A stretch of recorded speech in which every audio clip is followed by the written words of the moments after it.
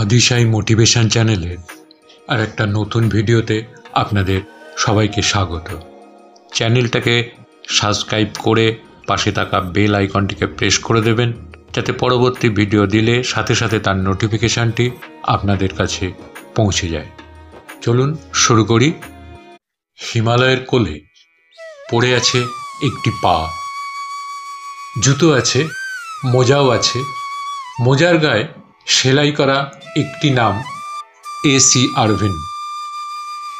100 বছর, ঠিক 100 বছরের নিঃসঙ্গতা নিয়ে পড়ে আছে পাটি। এই পা হয়তো প্রথম এভারেস্টের শিখর ছুঁয়েছিল। ইতিহাস সবকিছু জানে না, জানার কথাও নয়। বেচা কেনা চুকিয়ে লেনা দেনা মিটিয়ে এসি স্যান্ডি আরভিন হিমালয়ে বিলীন হয়েছিলেন 1924 সালে। কিন্তু তার পাটি এখনো পড়ে আছে।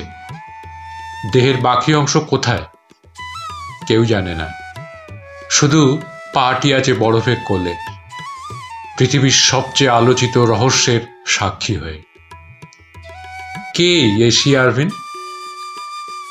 একজন ব্রিটিশ পর্বত অভিযাত্রী।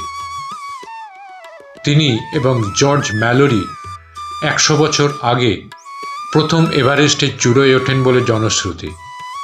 কিন্তু সে প্রমাণের অভাবে তার সেই স্বীকৃতি পাননি। দুর্গম হিমালয়ে মিলিয়ে গিয়েছিলেন অকুতোভয় দুই প্রাণ।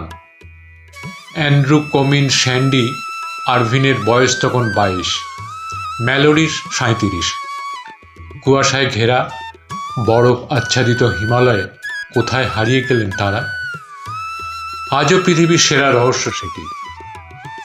কেমব্রিজ বিশ্ববিদ্যালয়ের স্নাতক স্কুল শিক্ষক ম্যালোরি প্রথম বিশ্বযুদ্ধের সময় ছিলেন ফ্রান্সে। যুদ্ধের পর দেশে ফেরার পরই পাহাড়ের নেশা চেপে বসে ম্যালোরির। বারবার ছুটে গিয়েছেন হিমালয়ের কোলে। তাকে প্রশ্ন করা হয়, বারবার হিমালয়ে যান কেন? যে উত্তরটি দিয়েছিলেন ম্যালোরি, তা আজও সোনার অক্ষরে খোদাই করা আছে। কেন যাই? Because it is there. ম্যালোরির দেহ পাওয়া যায় 1999 সালে। আমেরিকার এক অভিযাত্রী দল তার দেহ খুঁজে পায়। 75 বছর ধরে হিমালয়ে পড়ে আছে একটি দেহ, কোমরের দড়ির দাগ। শুধু কাছে নেই ম্যালোরির স্ত্রীর ছবিটি। প্রিয়তমার এই ছবিটি এভারেস্টের চূড়োয় রেখে আসার কথা ছিল। সন্দেহ আরও বাড়ে, তাহলে কি এভারেস্টের চূড়োতেই আছে স্ত্রীর ছবিটি? তেনজিং নোরগে এবং এডমন্ড হিলারি নন এভারেস্টে প্রথম ওঠেন ম্যালোরি আরভিন জুটি? কে জানে। সব রহস্যের কিনারা হয় না, এবং হয় না বলেই পৃথিবী এত সুন্দর। আরভিনের পা খুঁজে পাওয়া যায় গত মাসে। এক পর্বত অভিযাত্রী ও সিনেমা নির্মাতার দলের নজরে আসে জুতো মোজা পরা একটি পা পড়ে আছে। ম্যালোরির দেহাবশেষ যেখানে মিলেছিল তার বেশ খানিকটা নিচে শুয়ে আছে আরভিনের পা। ওই দলের সদস্য জিমি চিন বলেন, মোজাটা তুলে দেখি একটা লাল রঙের লেবেল, তাতে সেলাই করা আছে আরভিনের নাম। দেহের বাকি অংশ নেই, নেই আরভিনের কোডাক ক্যামেরাটাও। এই ক্যামেরার হদিশ পেলে হয়তো ইতিহাস অন্যরকমভাবে লেখা হতো। আরভিনের পায়ের খবর শুনে কেঁদে ফেললেন জুলি সামার্স। জুলি আরভিনের বংশধর এবং তার জীবনীকারও বটে। তার কথায়, আমি ছোটবেলা থেকে হারিয়ে যাওয়ার কথা শুনে এসেছি। যেদিন ম্যালোরির দেহ মিলল সেদিন ভেবেছিলাম আরভিনের দেহ নিশ্চয়ই পাওয়া যাবে।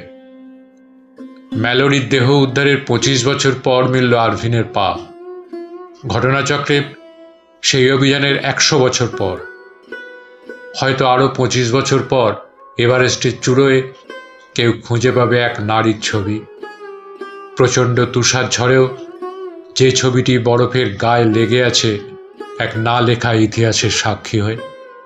সেই নারীর নাম রুথ ম্যালোরি, জর্জ ম্যালোরির স্ত্রী।